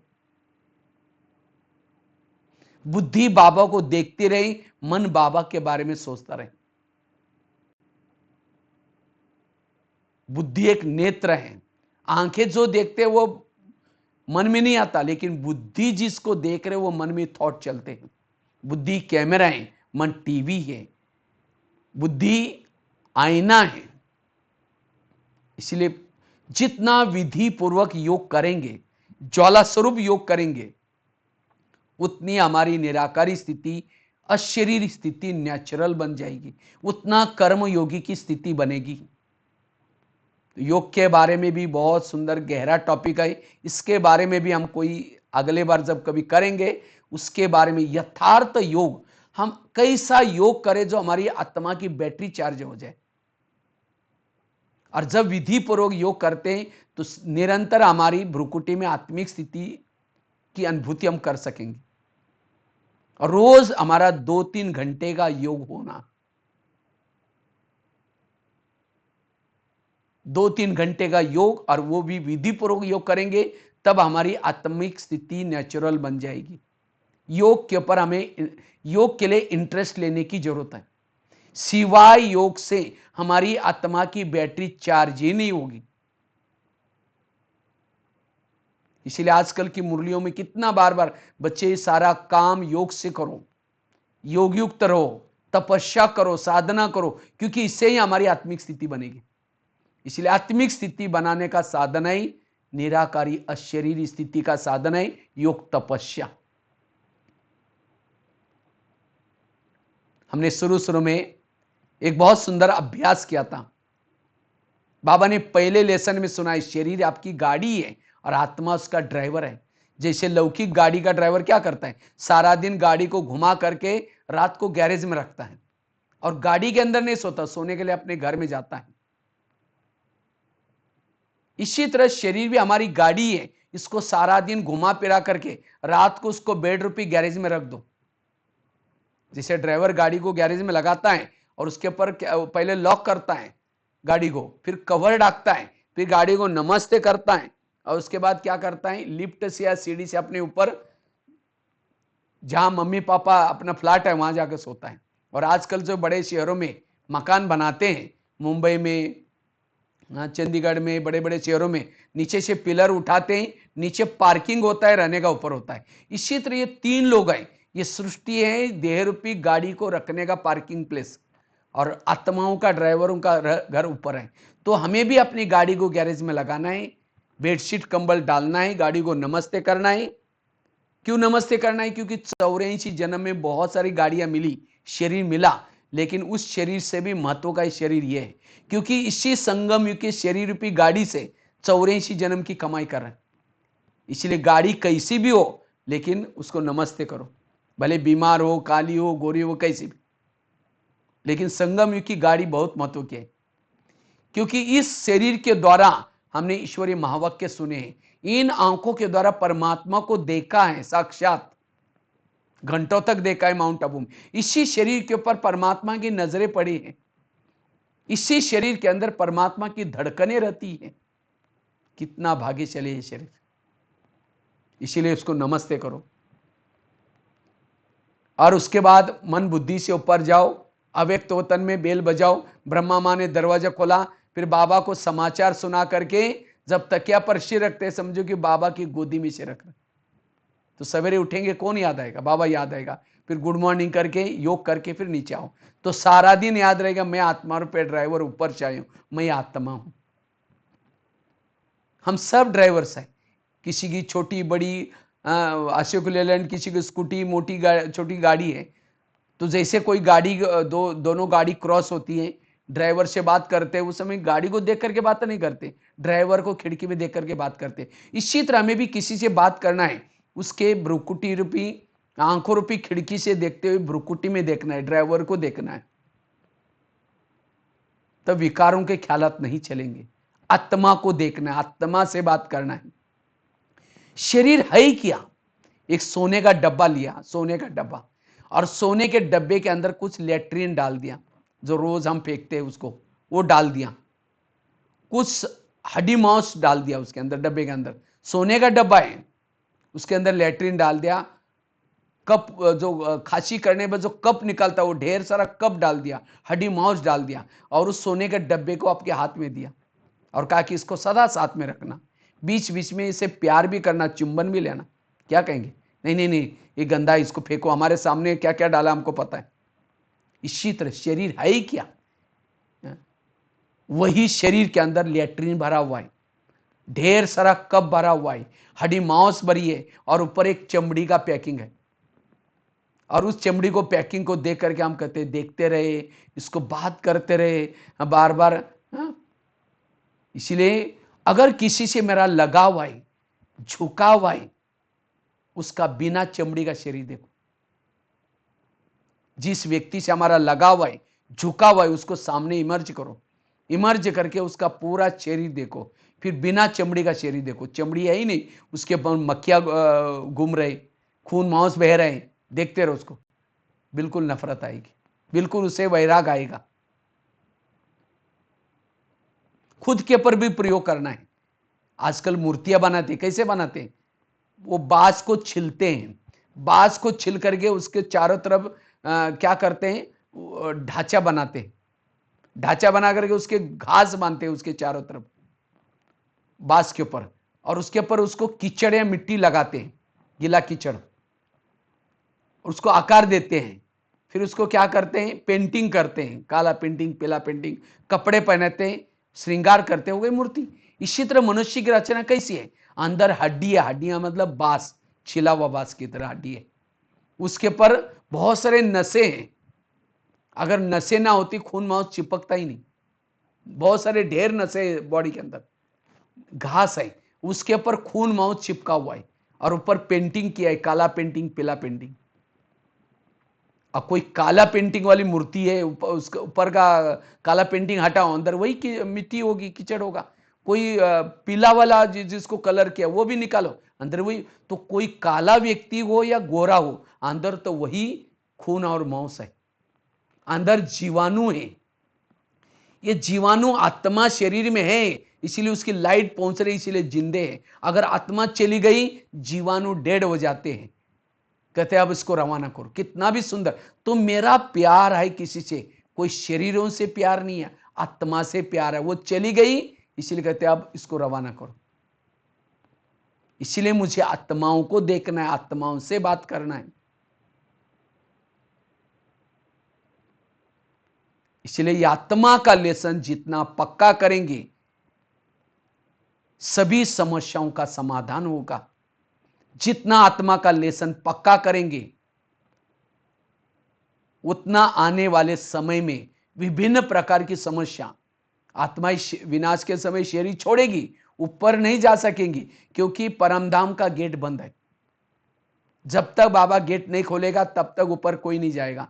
तो समझो किसी के अंदर विकार है, उसको शरीर है ही नहीं, तो जिसका शरीर है, जिसके अंदर विकारों के अंश है, उसके अंदर प्रवेश करेगा। इसलिए बाबा कहते हैं अभी से अपने अंदर के विकारों के अंश के वंश को भी खत्म करो। इसलिए ये आत्म अभिमानी स्थिति के अभ्यास से ही हमारे अंदर देवताओं के संस्कार आएंगे, देवताओं की संस्कृति आएगी। आत्म अभिमानी स्थिति का पुरुषार्थ हमारे विकारों पर जीत प्राप्त करने का ब्रह्मास्त्र है। ये शॉर्टकट का पुरुषार्थ है। और जिन्होंने शॉर्टकट की पुरुषार्थ की तैयारी की वही अंतिम समय के पेपरों में पास हो सकेंगे। इसीलिए अब हमें यह धून लगानी है। जिसे कहा ना, विभीषण ने कान में बताया नाभि में तेल लगाओ, और जब नाभि में तेल लगा रावण मर गया। इसी तरह आज तक हमने जो नहीं परिवर्तन किया, जो नहीं किया, इस आत्माभिमानी स्थिति से वो करना है। इससे जीवन की सारी समस्याएं खत्म हो जाएंगी। अलग अलग समस्याएं, मेरा योग नहीं लगता, मुझे सहन नहीं होता, मेरे पुराने संस्कार जागृत होते हैं, मेरा मन बुद्धि भटक, ये सारा कारण है देह का भान। इसलिए ये आत्मा हो, इसका जितना पाठ पक्का करेंगे जीवन की सारी समस्याएं खत्म हो जाएंगी। हमारे निरंतर योगयुक्त स्थिति रहेगी, निरंतर हमारा समय सफल हो जाएगा और समय से पहले हम एवरेडी बन सकेंगे। इसलिए बाबा कहते बच्चे ये अभ्यास पक्का करो। इसलिए आजकल की लॉकडाउन की मुरली आप देखेंगे, रोज की मुरली में ये दो बातें रिपीट बार बार हो रही। आत्मा समझो, योग युक्त रहो, योग करो। यही हमारा टोटल ज्ञान योग का सार है। इसलिए आत्माभिमानी हमें उसका महत्व क्या है बताया, वो कैसा बनना है हमें आत्मा, उसके लिए 6-7 बातें बताई। पहली बात बताई, अगर मुझे आत्मा का पाठ पक्का करना है, पवित्रता की धारणा को पक्का करना है, मनसा वाचा कर्मणा। कई बार हम देखते हैं बिके ज्ञान में चलते हैं, चेहरा मरा पड़ा है, चेहरे में कोई रौनक नहीं है। क्यों? पवित्रता का पालन किया है लेकिन अंदर टेंशन है, तनाव है, चिंता है, भाई ये भी अपवित्रता है। इसलिए व्यर्थों से भी मुक्त ऐसी पवित्रता की धारणा। दूसरी बात बताई, जो 4 सब्जेक्ट है यथार्थ हमें अपने जीवन में लाना है। तीसरी बात बताई, 7 स्वरूपों का अभ्यास की अनुभूति करनी है रोज। चौथी बात बताई, निरहंकारी होकर के रहना है, जितना निरहंकारी उतना निराकारी। पांचवी बात बताई, संकल्पों को कम से कम चलाना है, पॉजिटिव और समर्थ चलाना है। छठी बात बताई, सोमानों के अभ्यास करना है। जितना सोमानों में रहेंगे उतना हमारी आत्मिक स्थिति बनेगी। सातवीं बात बताई, यथार्थ याद की यात्रा, योग तपस्या करनी है, साधना करनी है, इससे हमारी निराकारी अशरीरी स्थिति बनेगी। रोज गाड़ी को गैरेज में लाकर के सोने के लिए बाबा के पास जाकर के सोना है। और भी कई बातें बताई। अगर ये जैसे गाड़ी चलाते, रात को समय गाड़ी चलाते, कैसे चलाते? लाइट को ऑन करते फिर गाड़ी चलाते। अगर रात में गाड़ी चल रही है और लाइट नहीं जलाई तो क्या हो जाएगा? एक्सीडेंट हो जाएगा, रोड छोड़ करके बाहर चली जाएगी। इसी तरह ये शरीर रूपी गाड़ी हमारी कलयुग के अंधेरे में चल रही। इसीलिए पहले हमारे आत्मा की लाइट ऑन करनी है, आत्मा अभिमानी बनना है, फिर चलना है। हमारी लाइट बंद है और अब चल रहे, दृष्टि वृत्ति का एक्सीडेंट प्रॉब्लम आते हैं। इसीलिए आत्माभिमानी होकर के चलना है। जितना आत्मा का पाठ पक्का करेंगे, कहते हैं ना लक्ष्मी कब आएगी? जब घर घर में दीपक जलेगा तब लक्ष्मी आएगी। तो कौन से घर में? इस शरीर रूपी घर में जितने आत्मा के दीपक जगेंगे तब लक्ष्मी अर्थात सतयुग आएगा। इसलिए जैसे अंधेरे में दीपक जलता है तो सबका ध्यान दीपक की तरफ जाता है, इसी तरह जितना ही आत्मा का लेसन पक्का करेंगे उतना सेंटर के तरफ सबकी बुद्धि जाएगी, सब बिना बुलाए आपके पास आएंगे। तो इसीलिए अब हमें अपने शरीर रूपी घर में सदा ये आत्मा का दीपक जलाकर रखना है, तब हम व्यर्थों से बच जाएंगे। तब इस संसार की व्यर्थ बातों को देखते हुए भी न देखने की अवस्था बने रहेंगे। यह है अंतिम समय की तैयारी का पुरुषार्थ, और इसी के द्वारा हम पास हो जाएंगे। तो ये 6-7 बातें सुनाई, इसका अनुभव करेंगे। वैसे तो आप लोग सब पुराने हैं और आप लोगों को राज दीदी जैसी महान आत्माओं की पालना मिली है, तो आप सभी पुराने हैं, सभी ने अभ्यास किया होगा। जलंधर सेंटर तो पंजाब का बहुत पुराना सेंटर, जहाँ से मैं एक बार बैठा था दीदी के पास, 4 घंटा तक मुझे सुनाती रही। हाँ, देखो कितने कितने सेंटर खोले, कितनी कितनी जो बहनें आजकल पूरा भारत में जो जो मुख्य मुख्य झोन संभालने वाले बहनें, सब दीदी की पालना के वाले। और आप लोगों को ऐसी दीदी की पालना मिली है, तो इसलिए आप लोग वैसे ही सब शक्तिशाली हैं, लेकिन फिर भी कभी कभी थोड़ा सा भूल जाते हैं। तो ये आत्मा का पाठ पक्का करना है। और अभी भी आपको कृष्णा दीदी की पालना मिल रहे हैं, कृष्णा दीदी भी देख रहे, सुन रहे। तो इसी तरह आप लोग ये आत्मा का पाठ पक्का करेंगे तो समस्या तो कुछ नहीं, समस्याओं का समाधान हो जाएगा, निरंतर योगी बन सकेंगे और परिवर्तन कर सकेंगे। ये है मुख्य पुरुषार्थ। जो हमारे जो बड़े हैं, जो बड़ी बहनें हैं, तो उन शुरू शुरू में और कोई ज्ञान का विस्तार नहीं था, यही एक आत्मा का पाठ पक्का करते थे सभी, और इसी आत्मा के लेसन से वो महारथी बने। तो इसी तरह हमें भी अगर जीवन को महान बनाना है, शक्तिशाली बनाना है, इस लेसन को पक्का करना है। इस लेसन की कमी के कारण कभी कभी हम फेल हो जाते, विघ्न आते, समस्या आती है। तो इसलिए हमें पास होने के लिए ये अभ्यास, निराकारी स्वरूप का, विधेयी स्वरूप का अभ्यास करना है और संगम युग में अतीन्द्रिय सुख का अनुभव करना है, आनंद लेना है। इसी के साथ साथ बहुत बहुत धन्यवाद। अभी हम 10 मिनट थोड़ा योग करेंगे, सभी कमर सीधी करके बैठेंगे।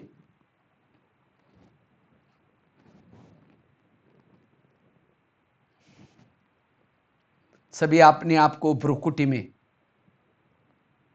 आत्मा के स्वरूप में स्थित करेंगे।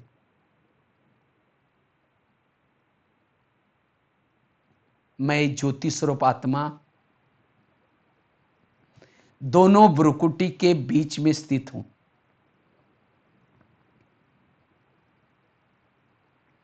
मैं आत्मा हूं। यह शरीर मेरी एक डब्बी है।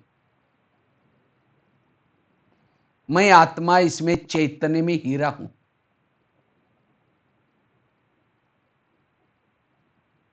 यह शरीर मेरा एक मंदिर है। मैं आत्मा चैतन्य में मूर्ति हूं। मैं अजर अमर अविनाशी हूं।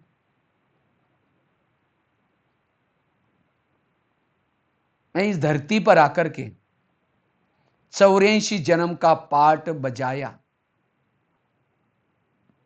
अब मेरी रिटर्न जर्नी है।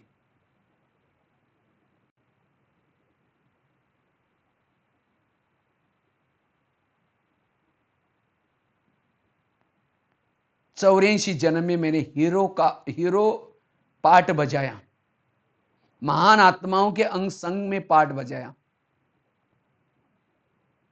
अब मुझे वापिस जाना है।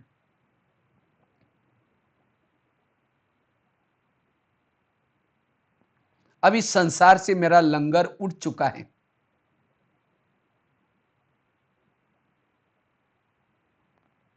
अब मैं आत्मा इस शरीर से भी पार,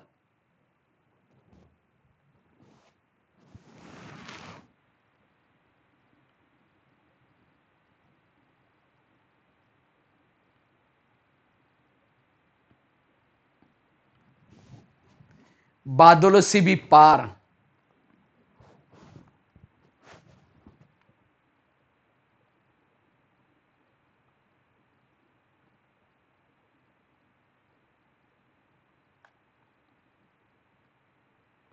अव्यक्त वतन में जा रही हूं।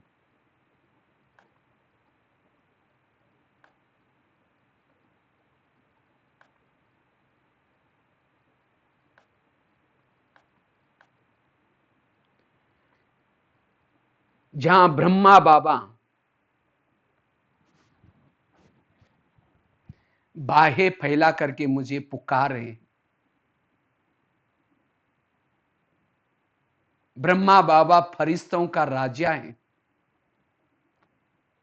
लाइट माइट है। मैं धीरे धीरे अव्यक्त वतन की तरफ जा रही हूं। जैसे मैं नजदीक जाती हूं, बाबा ने मुझे गले लगाया।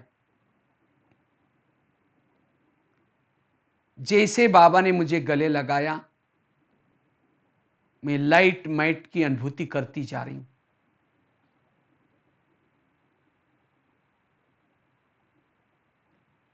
जैसे कि मेरे युगों युगों की सारी थकान मिट गई।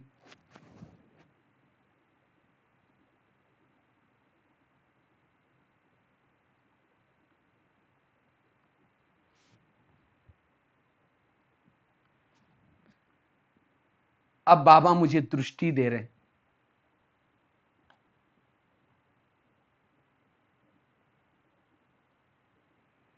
मेरे मस्तक के ऊपर हाथ रखा हुआ है।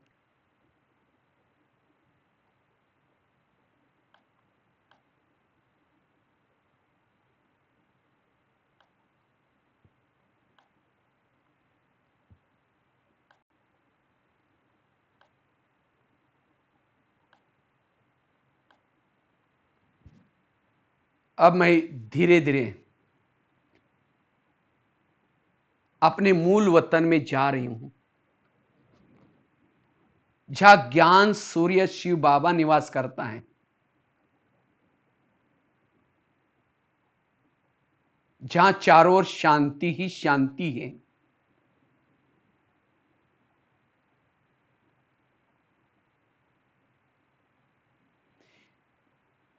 मैं बिल्कुल ऊपर, जहां सर्वशक्तिवान ज्ञान सूर्य की किरणों के नीचे जाती हूं।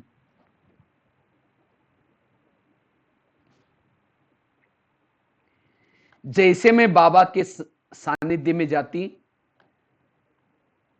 मैं चार्ज हो रही हूं, ऊर्जावान बनती जा रही हूं।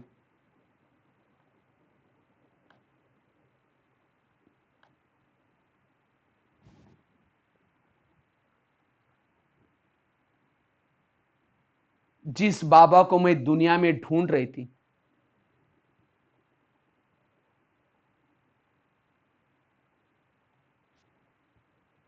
आज उस बाबा को मैं बुद्धि रूपी नेत्र से देख रही हूं।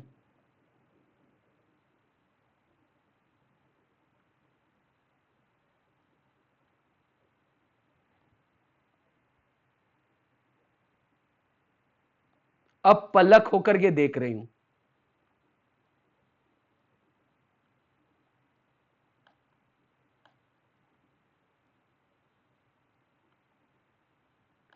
बाबा शांति का सागर है,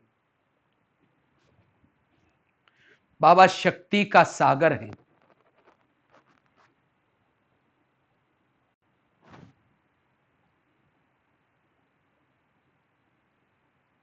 आनंद का सागर है।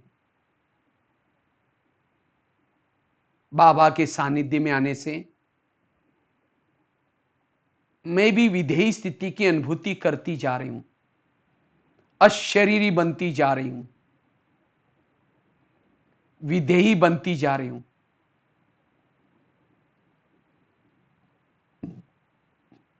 इस स्वरूप से अति इंद्रिय सुख की अनुभूति होती जा रही।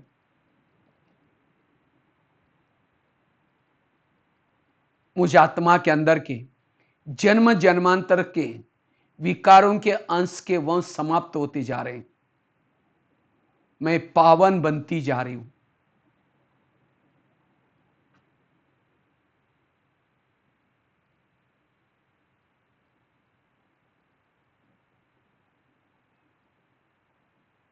अब धीरे धीरे अपने आप को शक्तिशाली बना करके वापिस मैं आत्मा अव्यक्त वतन में आती हूं, ब्रह्मा बाबा के सामने।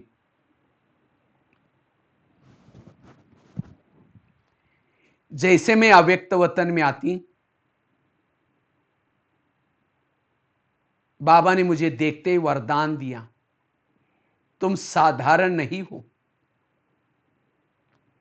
तुम शिवमय शक्ति हो, पवित्रता की देवी हो। कल पहले भी तुमने असुरों का संहार किया था, अब वही कार्य करने का समय आ पहुंचा है। क्या तुम्हें अपने भक्तों की पुकार सुनाई नहीं पड़ती?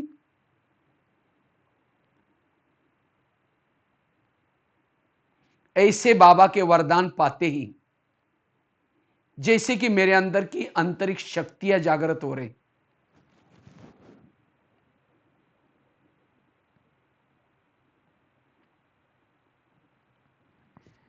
मैं शिव शक्ति बन करके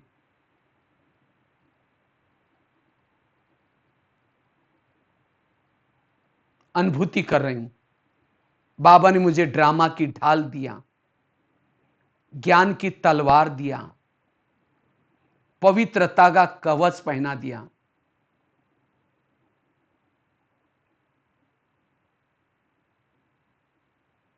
अनेक अस्त्र शस्त्र देकर के मस्तक पर विजय का तिलक लगाते हुए कहा, तुम साधारण नहीं हो, मैं स्वयं शिव तुम्हारे साथ में हूं, तुम शिवमय शक्ति हो।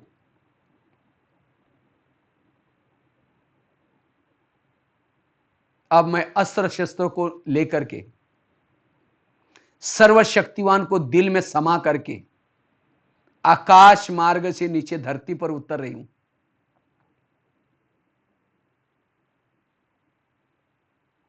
मंदिर की तरफ जा रही हूं जहां भक्तों की पुकार सुनाई पड़ रहे हैं। मंदिर के पीछे के दरवाजे से मूर्ति के पास खड़ी हूं। बाबा से प्राप्त हुई शक्तियां दृष्टि के द्वारा सभी भक्तों को दे रही हूं।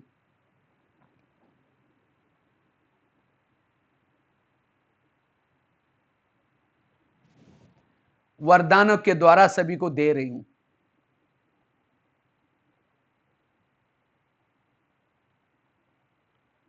सभी को संदेश सुना रही हूं। हे भक्तवत्स, जिस परमात्मा को तुम पुकारे हो वह इस धरती पर आ चुका है। अगर तुम्हें उससे मिलना है, तुम्हें उसका सत्य परिचय लेना है, तुम ब्रह्मा कुमारी सेंटर पर जाओ। मैं देवी भी वही तपस्या कर रही हूं।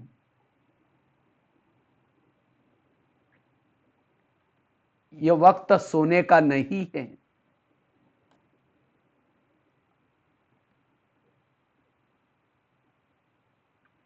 ऐसा संदेश देते हुए एक मंदिर से दूसरे मंदिर में, कभी पहाड़ों पर स्थित होकर के मैं देवी चारों ओर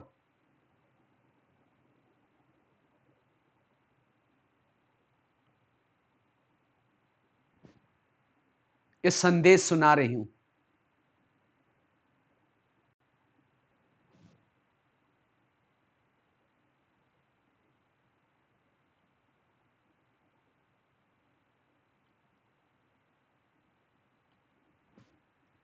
मैं शिवमय शक्ति हूं। कभी आकाश में स्थित होकर के, कभी पहाड़ों पर स्थित होकर के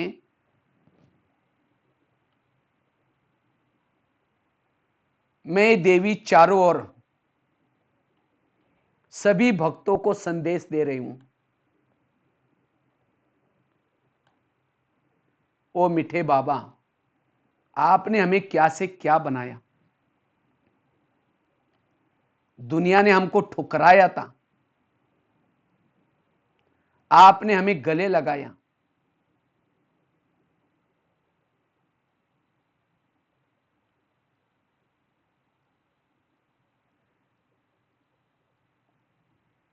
मैं आपके इस कार्य में, विश्व परिवर्तन के कार्य में तन मन धन से हर प्रकार के से समर्पित रहूंगी। आपके कार्य में सदा मददगार बनूंगी। इसके लिए मां शीतला बन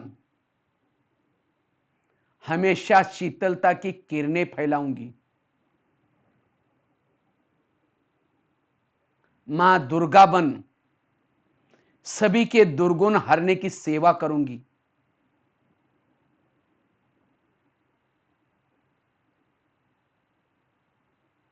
मां लक्ष्मी बन गायत्री वन, गीता का ज्ञान गा गा करके सबको सुनाऊंगी। मैं शिव, मैं शक्ति हूं। अब माया मेरा कुछ बिगाड़ नहीं सकती। मैं कलप कलप की विजयी आत्मा हूं। अब इस संसार में मेरा कोई नहीं है। जिसको मैं अपना समझती हूं, यह सब कुछ विनाशी है।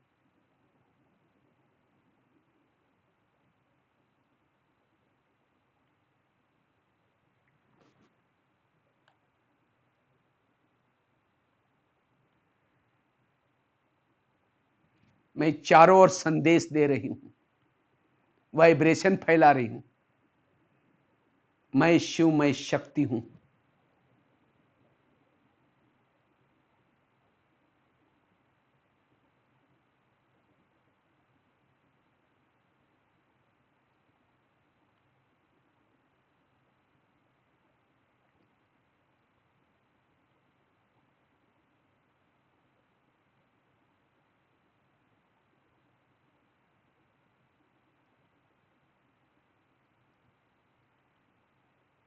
मैं गहरी शांति की अनुभूति कर रहा हूं।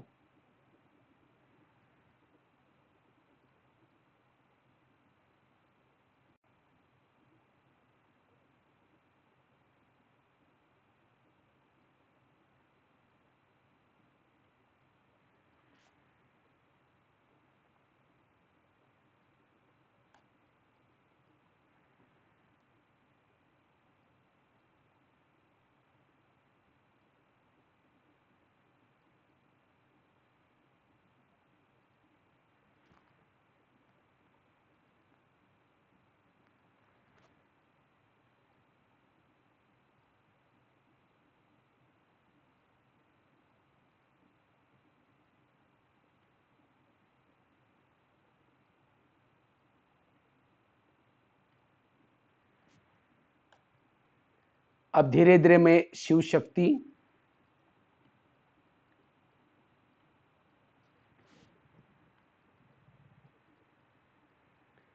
अपने साधारण रूप में, एक ब्राह्मण रूप में आती हूं।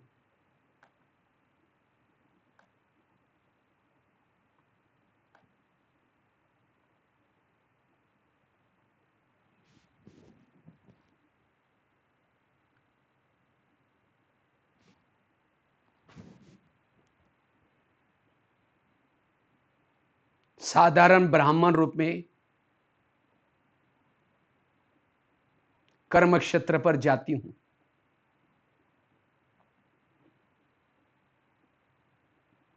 इस ऊर्जा को मैं सभी तरफ फैलाऊंगी। सदा आत्मिक स्थिति में रह करके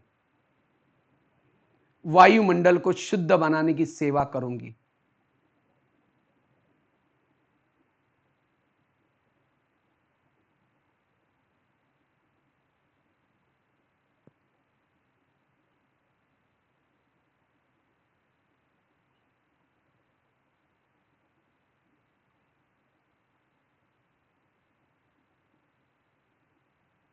ओम शांति शांति शांति।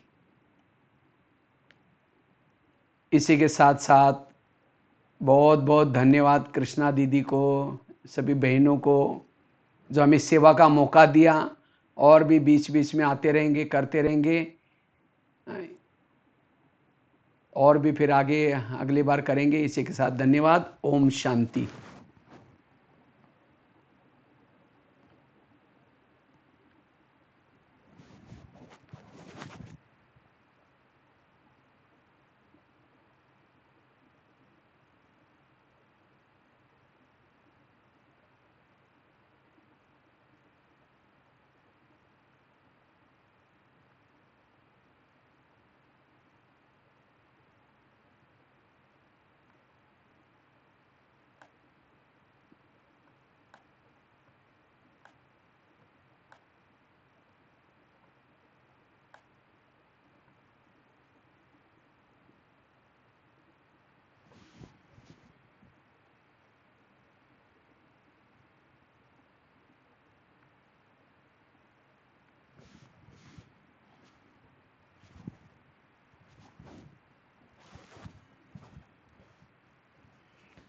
ओम शांति।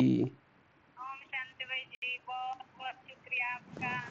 हाँ जी, हाँ आपने जी। तो अच्छा पावरफुल डोज दे दिया एकदम हाँ जी, हाँ कि जी। जैसे आपका सरल जीवन वैसे आपकी सरल वाणी, और अब आपकी सरल वाणी तो एकदम दिल और दिमाग में अच्छे से उतर गई है। हाँ जी, हाँ जी। अभी हमने